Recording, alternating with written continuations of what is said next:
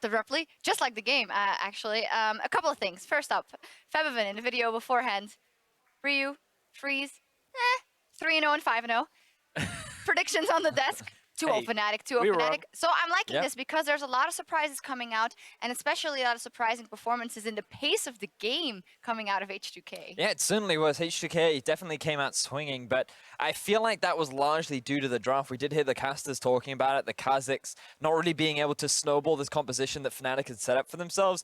But my focus was a little bit more on this LeBlanc pick, simply because right now there is a lot more itemization to deal with the LeBlanc in lane. Going for an early Abyssal actually does a lot of favors for a lot of mid lanes, especially like Viktor. But on top of that, when it came to these team fights, LeBlanc really struggled to have an impact. Well, let's take a look at the first team fight and the one that ended up steering the game in the direction that it would end up in.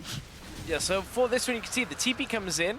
It's pretty late on this one, and Gamsu, yes, he gets into the backside, but from there, it's like, well, Fnatic can't actually continue this fight too effectively. They go too far, too deep onto an attempt on Freeze, and for H2K, yes, this is a pretty precarious position where they keep each other alive in that scenario, but, you know, for Fnatic, it was just too little too late in that particular fight there. They just tried too hard to force a fight that they couldn't win. They don't have a composition that's designed for fighting in that sort of a setup. And I really want to give big credit to Vander because his exhausts were on point that game. Every time Febiven tried to come in for a flank, try to pick off that low mobility Draven, he was always there to provide the support that his team needed and just shut out that LeBlanc and prevent her from even having any chance. And on the other side, H2K, of course, the snowball was rolling, and I think Fnatic really realized that they had to do something, and they decided to do so when H2K pushed on their inner turret, and they try to set up the flank. It looks like it will be going all right, but again, the composition bites them in the ass. Yeah, so the big thing here is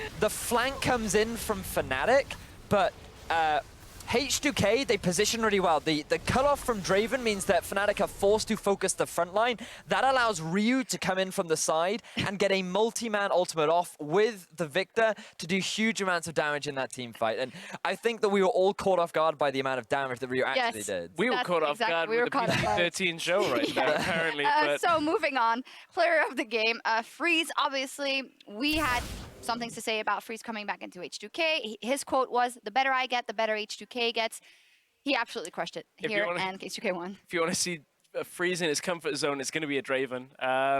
So having the Draven, not only just from having, you know, a dominant set of plays in general, always looking aggressive, he was making the right stand-asides, like blocking a lot of important things. He just looked like a different player than what we've seen the last few weeks. So pretty deserved in that scenario. Yeah. It was nice just to see H2K playing so much more decisively because a lot of our criticism has been they're not a slow team, but they feel like a slow team, just quick to actually pull the trigger. And this game, they got that advantage. They were 4-0 after that one fight. And then all of a sudden they were like, okay, we have a lead. Let's push it. And they do just that. Yeah, great on closing it out from the side of H2K over Fnatic. Now, though, for an update on the matchup taking place on LCS 2, Giants is taking on the Unicorns of Love right there. And I saw